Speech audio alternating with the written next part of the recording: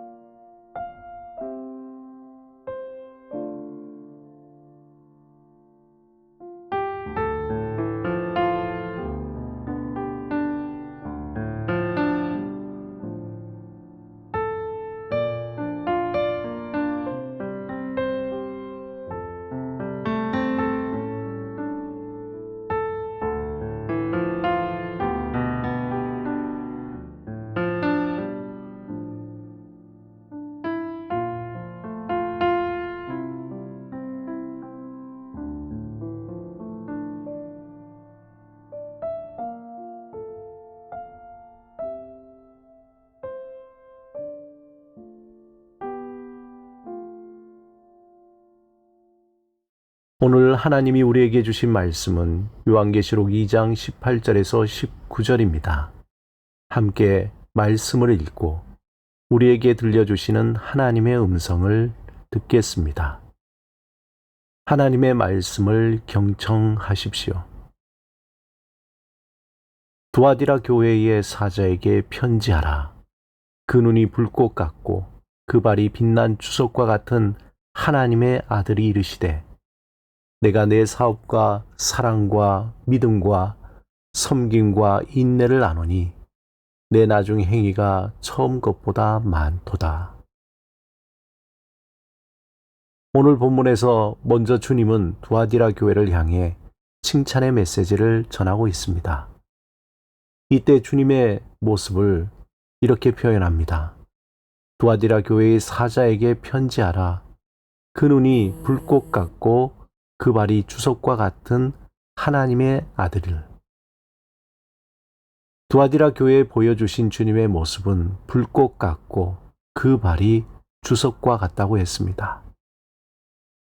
이것은 어떤 의미일까요?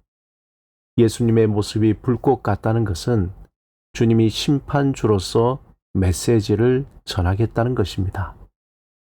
또한 그 발이 빛난 주석 같다는 것은 당시 두아디라 지역은 금속 공예로 유명했습니다.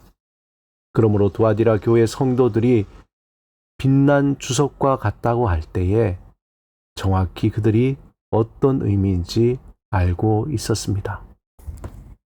그 의미는 세상의 권세보다 더 강력한 그리스도의 권세를 의미합니다.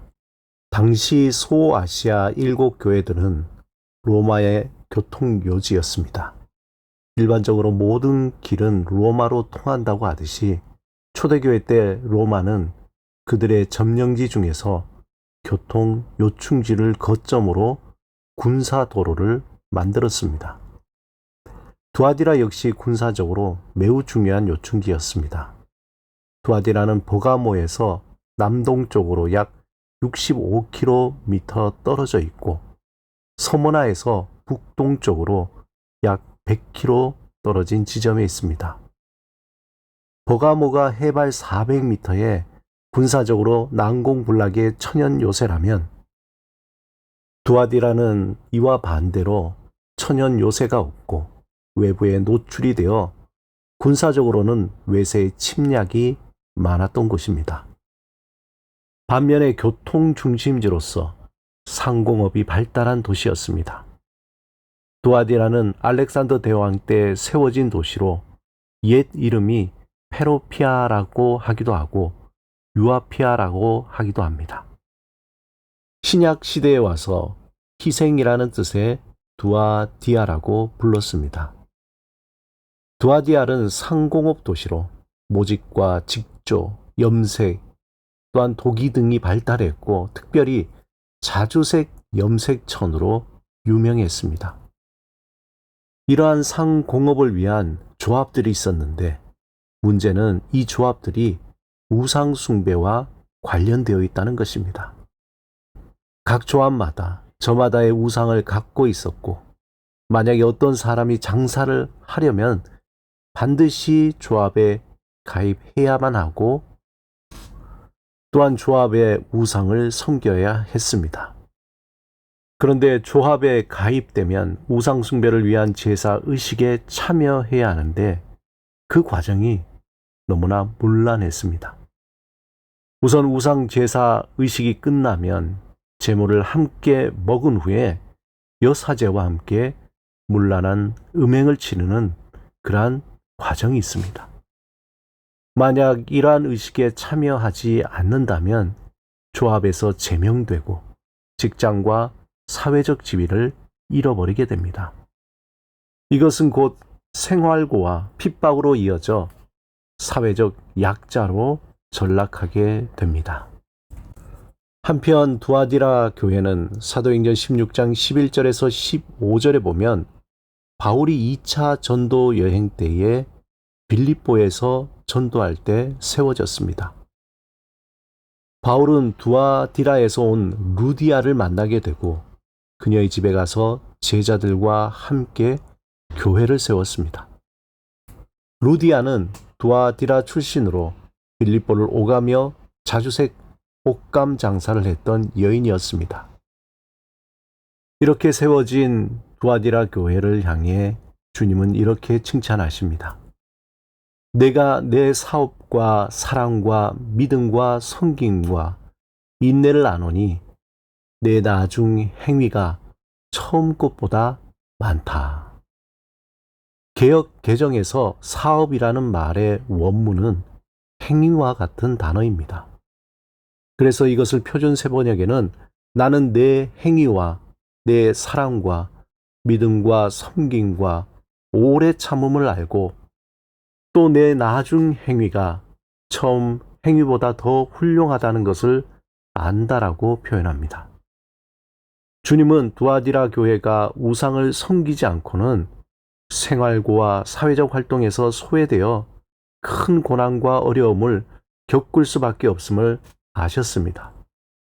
그럼에도 불구하고 주를 향한 믿음을 버리지 않고 지켜온 것에 대해 칭찬하고 있습니다. 특히 그들의 행위와 믿음과 섬김과 인내가 처음에 반짝하고 끝나는 것이 아니라 오히려 시간이 가면 갈수록 더욱 깊고 많은 열매를 맺었다고 칭찬하고 있습니다. 이와 달리 에베소 교회는 어떠했습니까? 에베소 교회는 처음 시작은 좋았지만 나중에는 신앙적 형식만 남고 하나님을 향한 진실한 사랑을 버리게 되었습니다. 두아디라 교회는 처음보다 나중이 더 훌륭한 믿음을 가지게 되어 주님의 칭찬을 받은 것입니다. 신앙은 마라톤과 같습니다.